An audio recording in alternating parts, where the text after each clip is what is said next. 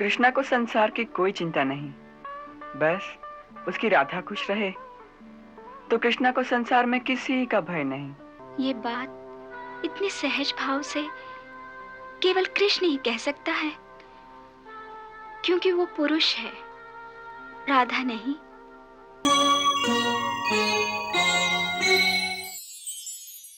बन गया ना पूरी राधा? पूरी नहीं, ये तो केवल राधा का बाहरी रूप धरा है तुमने। जब पूरी राधा बनोगे तो इस मुस्कुराहट के पीछे प्रेम की पीड़ा के आंसू झलकने लगेंगे। अभी तुम्हारे वक्ष में राधा का हृदय नहीं है, और राधा के हृदय में जो कृष्ण के लिए प्रेम है वो भी नहीं है। तुम दूर रहो तो मिलन की तड़प होती है, और मिलन हो तो फिर आने वाली जुदाई का डर उस मिलन की मुस्कान में भी पीड़ा भर देता है। वो सब कहाँ है इस नकली राधा में?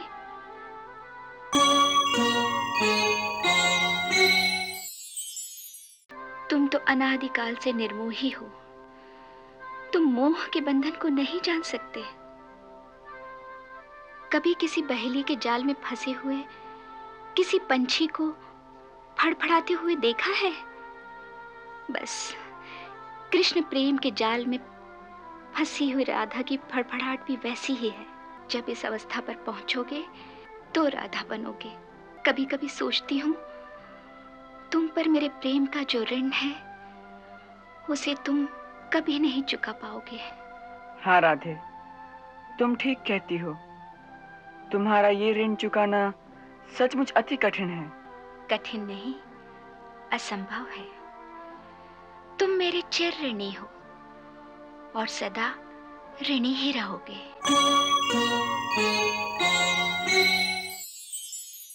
कृष्णा को संसार की कोई चिंता नहीं, बस उसकी राधा खुश रहे तो कृष्णा को संसार में किसी का भय नहीं। ये बात इतने सहज भाव से केवल कृष्ण ही कह सकता है, क्योंकि वो पुरुष है, राधा नहीं।